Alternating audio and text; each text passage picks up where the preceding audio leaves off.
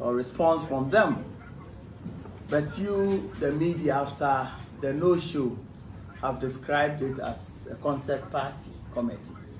And we in the New Patriotic Party are thinking whether there's any point in responding to it. We have decided to respond because whether we like it or not, former President John Mahama and his NDC are the alternative that Ghanaian voters have to President Nana Addo Dankwa Akufo-Addo and the New Patriotic Party. An economic management team led by Dr. Bawumia and an economic management team with Aldongo and Co. 2020, ladies and gentlemen, should surely be more than Adongonomics. It should be about how to protect the gains so far made and how to deepen and spread those gains through more jobs and better incomes for our people. Ghana is 62 years old now. The bulk of that 27 years in all have been under the PNDC, NDC.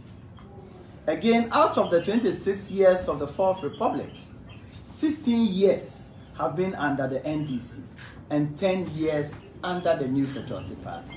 This means that the NDC has had the largest opportunity to transform this country and bring about prosperity to the people of Ghana. But what do we see, ladies and gentlemen? What we see is this.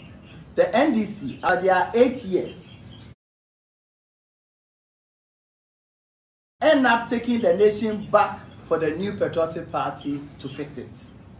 Then they use propaganda, lies, and insults to get back in to destroy what has been fixed by the New Patriotic Party, to come back to fix what the NDC had destroyed again.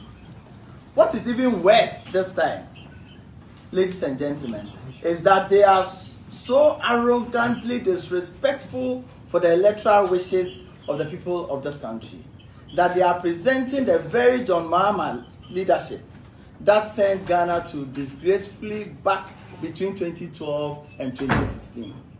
Our question is this: what new message can John Mahama and his NDC offer you, the voters of this country?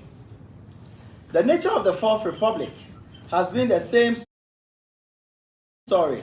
The NDC creating a monumental mess of the economy, the NPP coming in to clean up their mess, only for NDC to engage in the antics such as they did last week, that flies in the face of the facts and reason in the hope that their legendary aptitude for lies and deception will somehow, some way, somewhat propel them back into office for another opportunity to roll back the progress we have made. To buttress this point, of which you know, but it's important that we restate those points for you to remember, because if you are not very careful, as stated by His Excellency the former president, that Ghanaians have short memories, so there's a need for us to also remind you. If you look at the state of Ghana's economy and growth path over the years, it is obvious that the NPP bills and the NDC destroys. NDC took us to HIPIC, but did not have the courage to admit it, even though it was under an IMF program in the year 2000. It took President Kufuor to have the bulk of Ghana's debt written off and get Ghana out of the IMF program. Not only that, NPP, through the focused operations of GNPC, made Ghana an oil-rich nation, but left office before a single barrel from Jubilee oil could be produced. Also, the NPP under President Kufuor left office with Ghana's first credit ratings, taking us to B+. If that we were not even rated at all.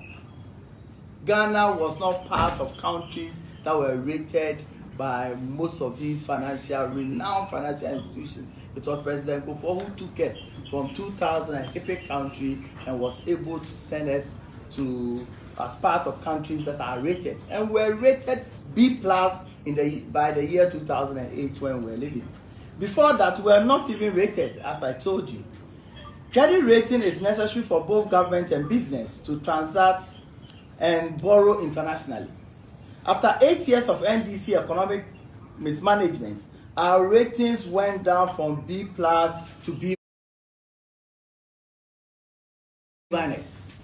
Yes, B- under John Mahama. After only 20 months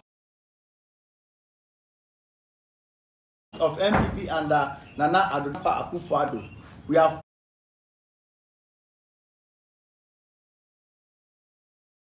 already been upgraded from B- to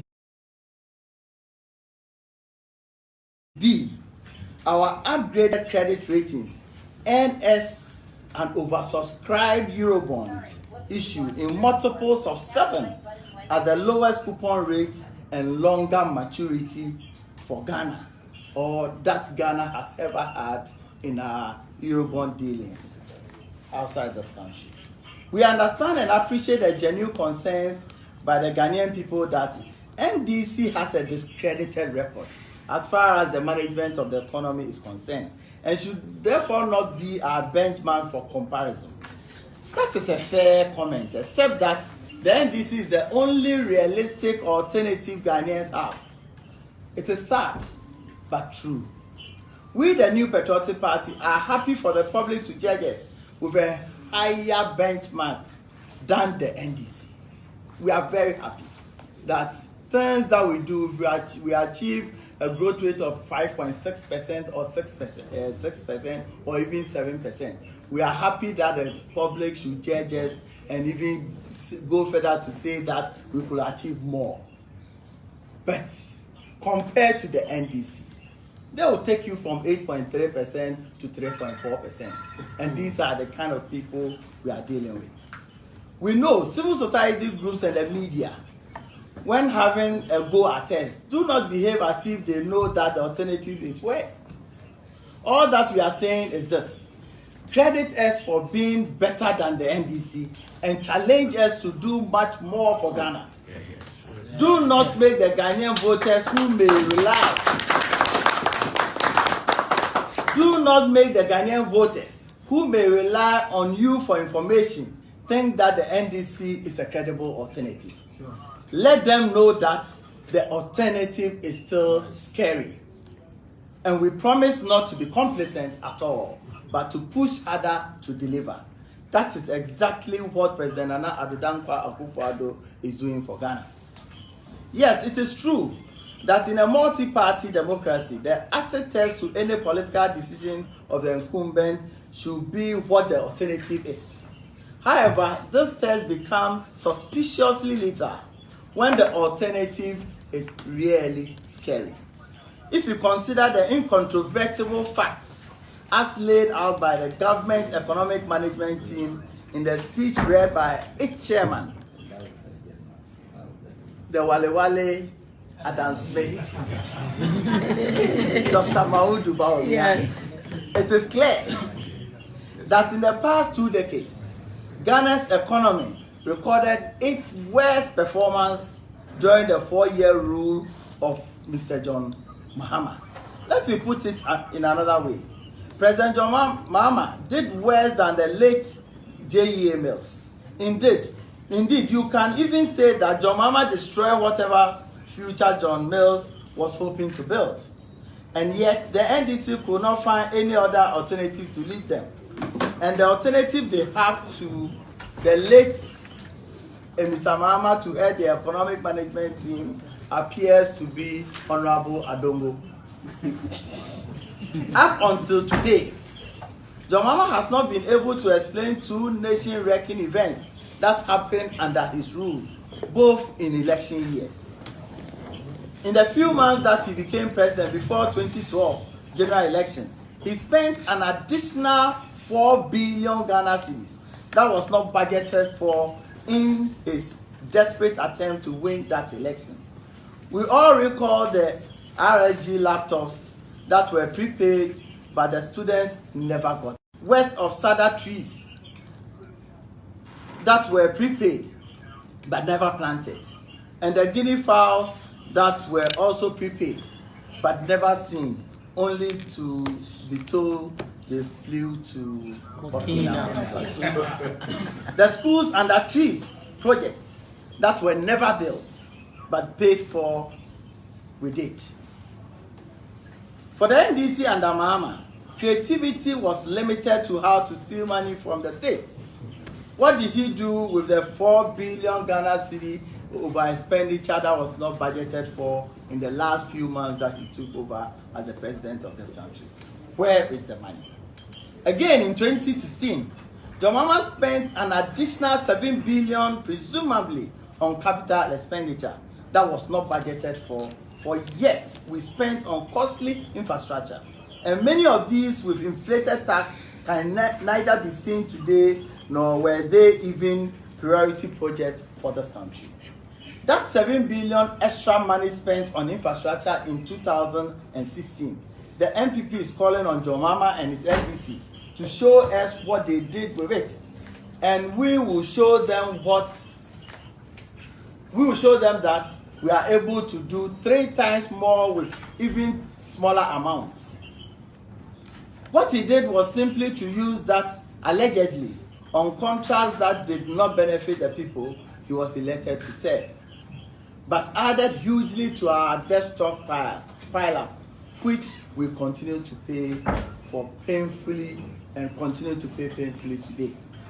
By the end of 2020, as a result of John Mahama's taking over the presidency after the sad passing of the economy had been plunged into one of the worst fiscal deficits in our history at 12.2% of GDP. That's excess expenditure over revenue for 2012 was 12.2% of our GDP.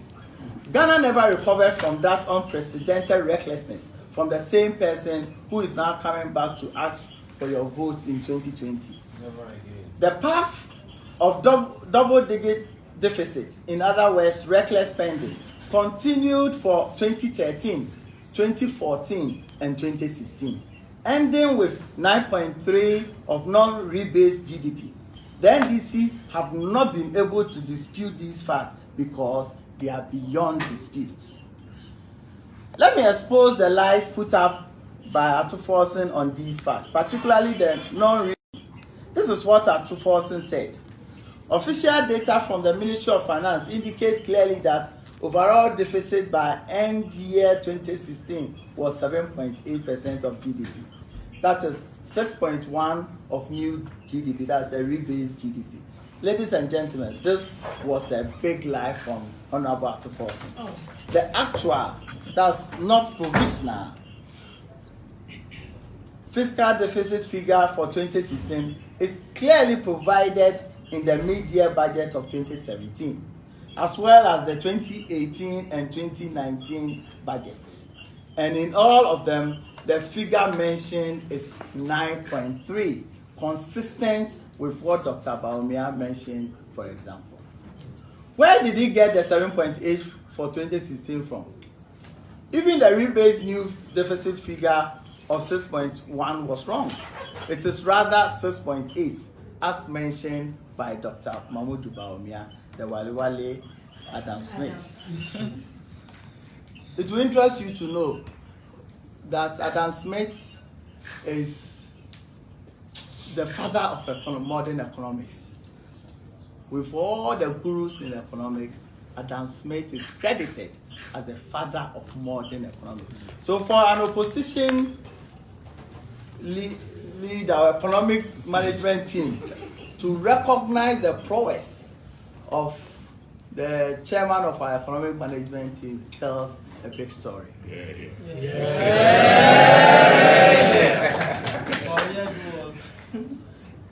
During Mahama's time, unbridled borrowing and debt accumulation was the order of the day, with annual rate of debt accumulation reaching 47% and 50% in 2013 and 2014. respectively, until the beginning of the IMF program.